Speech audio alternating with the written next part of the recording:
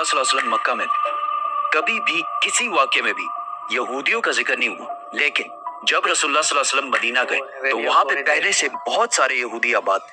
अब क्वेश्चन ये है कि मदीना अस्सलाम वालेकुम रहमतुल्लाहि व बरकातहू। मेरा नाम अली है, आप देख रहे हैं ऑल रिएक्शन वीडियो।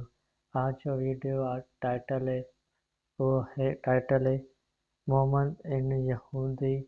मैं इसका लिंक और डिस्क्रिप्शन दे वहाँ से बात करना। चलो और वीडियो देखते हैं। जब तक रसूलुल्लाह सल्लल्लाहु अलैहि वसल्लम मक्का में थे, कभी भी किसी वाक्य में भी यहूदियों का जिक्र नहीं हुआ। लेकिन जब रसूलुल्लाह सल्लल्लाहु अलैहि वसल्लम मदीना गए तो वहां पे पहले से बहुत सारे यहूदी आबाद थे। अब क्वेश्चन ये है कि मदीना में इतने सारे यहूदी आए कहां से? क्योंकि यहूदियों को 1000 साल पहले से पता था कि बहुत जल्द मदीना और उसके आसपास एक पैगंबर आने वाला है। आज से तकरीबन 70 साल पहले 3 अरबी शेफर्ड्स फलस्तीन के पहाड़ों में अभी घूम फिर रहे थे कि अचानक उन्हें दूर से एक पहाड़ में एक गार, एक केव देखा।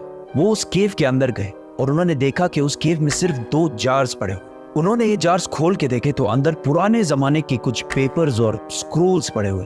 उन्होंने सोचा पता नहीं कोई चीज होगी बस, तो उन्होंने बाजार जाकर थोड़े पैसों के बदले इनको बेच दिया। वहां से ये स्क्रोल्स किसी तरह अमेरिका के एक साइंटिस्ट के हाथ लगे, जिसको डायरेक्ट पता लग गया कि ये यहूदियों की आसमानी किताब तौरात है। लेकिन ये किसी अजीब से स्टाइल से लिखी हुई थी और आज के जमाने के सारे तौरात से मुख्तलिफ थी।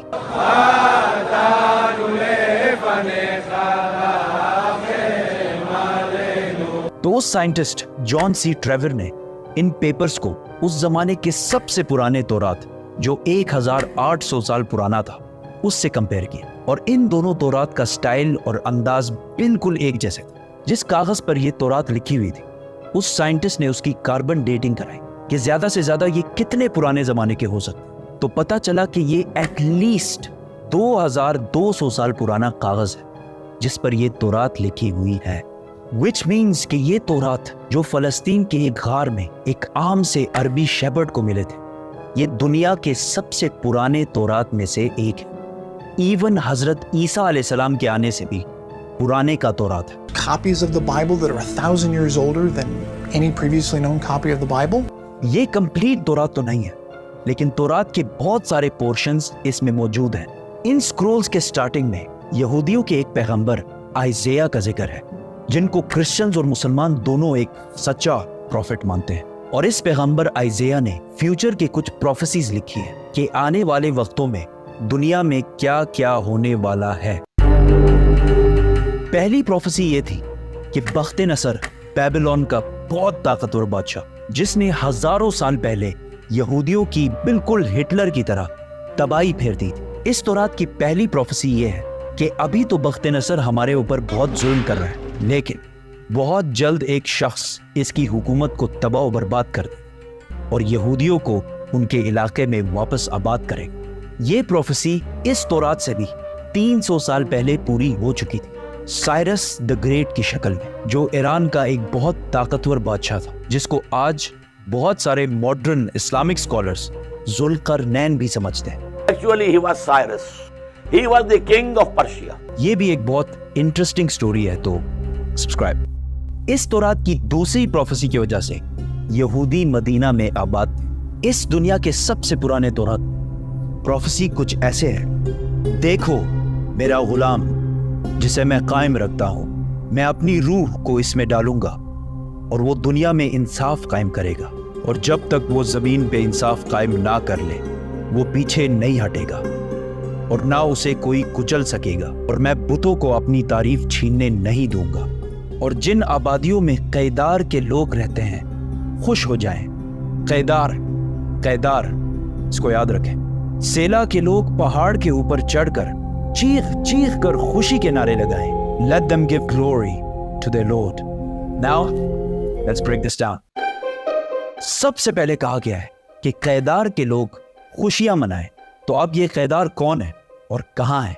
कैदार इब्राहीम अलैहिस्सलाम के बेटे इस्माइल अलैहिस्सलाम के दूसरे बेटे का नाम, और इस कैदार के बच्चों ने अरब में एक बहुत बड़ी सल्तनत कायम की, और रसूलुल्लाह सल्लल्लाहु अलैहि वसल्लम भी इस्माइल अलैहिस्सलाम के इस बेटे कैदार की नस्ल में से। दूसरा जिक्र है बुतों का। उस जमाने में सबसे ज्यादा बुतों की इबादत عرب میں کی جاتی تھی۔ اب اس سے یہ تو کلیئر ہے کہ پیغمبر عرب میں آئے گا۔ پروفٹ آئزیہ نے تورات میں دوسری پروفیسی یہ کی تھی کہ سیلا کے لوگ پہاڑ پر چڑھ کر زور زور سے خوشی کے نعرے لگائیں۔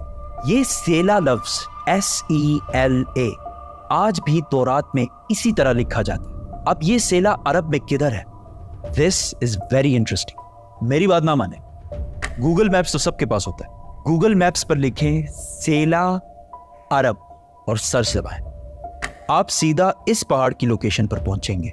یہ پہاڑ آج بھی مدینہ میں ہے، اور صرف مدینہ میں ہی نہیں بلکہ مسجد نبوی کا سب سے نزدیک پہاڑ یہی سیلا پہاڑ ہے۔ مسجد نبوی سے یہ پہاڑ صرف 500 میٹر دور ہے، کلومیٹر بھی نہیں، میٹر۔ تو تورات میں سیلا کے لوگوں کو کہا گیا ہے کہ پہاڑ پر چڑھو اور خوشی کے نعرے لگاؤ، کیونکہ تمہارے پاس ایک ایسا شخص آنے والا ہے جو پوری دنیا میں انصاف قائم کرے۔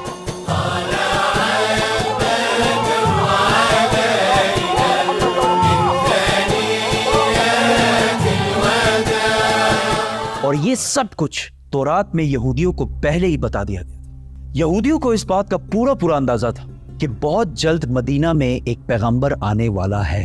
تو آہستہ آہستہ بہت سارے یہودی فلسطین سے مدینہ اور اس کے آس پاس شفٹ ہونا شروع ہوئے کہ کاش ہم اس پیغمبر سے مل سکیں۔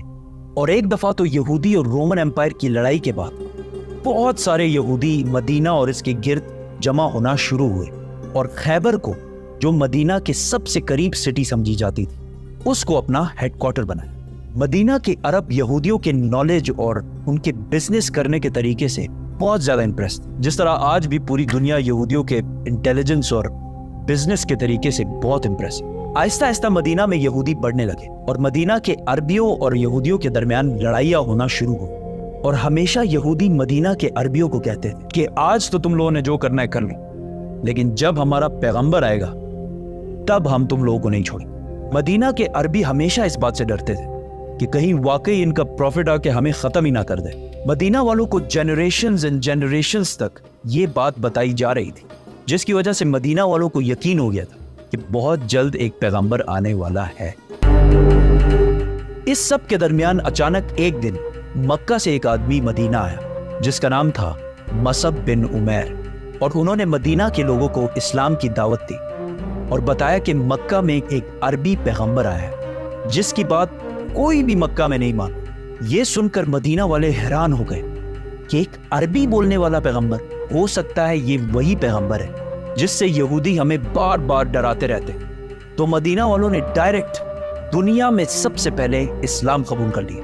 یہودیوں کو جب اس بات کا پتہ چلا کہ ہمارا پیغمبر تو عربیوں میں آ گیا، تو انہوں نے صاف ڈینائی کر دی کہ یہ وہ پیغمبر ہے ہی نہیں۔ لیکن پھر بھی کچھ یہودیوں نے اسلام قبول بھی کیا اور اسلام کے لیے جان بھی دی، اور تورات میں محمد صلی اللہ علیہ وسلم کے بارے میں جو پہلے سے کہا گیا تھا، یہ بھی یہودی جو مسلمان ہو گئے تھے، یہ بھی انہی یہودیوں نے ڈسکور کیا تھا۔ اسی لیے حضرت سلمان فارسی کو بھی ایک کرسچن پریسٹ نے مدینہ ہی بھیجا تھا کہ وہاں ایک پیغمبر آنے والا ہے۔ یہودیوں نے اس سب کو ڈینائی کر دیا کہ یہ وہ پیغمبر ہے ہی نہیں، اور صرف ان کو پیغمبر ماننے سے انکار نہیں کیا بلکہ رسول اللہ صلی اللہ علیہ وسلم کے خلاف ہر طرح کی سازش بھی کی۔ لیکن یہودیوں کی طاقت خیبر کی جنگ کے بعد پورے عرب میں ہمیشہ کے لیے ختم کر دی، اور وہ سارا مال جو یہودیوں نے ہنڈریڈز آف ایئرز میں جمع کیا تھا سارا مسلمانوں کو مل گیا، اور مکہ والوں کو بھی پتہ چل گیا کہ خیبر کے بعد اگلی باری مکہ والوں کی ہے۔ یہ تھی ویڈیو محمد رنٹو ایس۔ اگر ویڈیو پسند آئے تو لائک شیئر اور سبسکرائب اور بیل آئیکن ضرور دبانا، اور میرے چینل پہ نئے ہو تو اس کو شیئر کرنا۔ میں اگلی ویڈیو میں حاضر ہوں۔ اللہ حافظ۔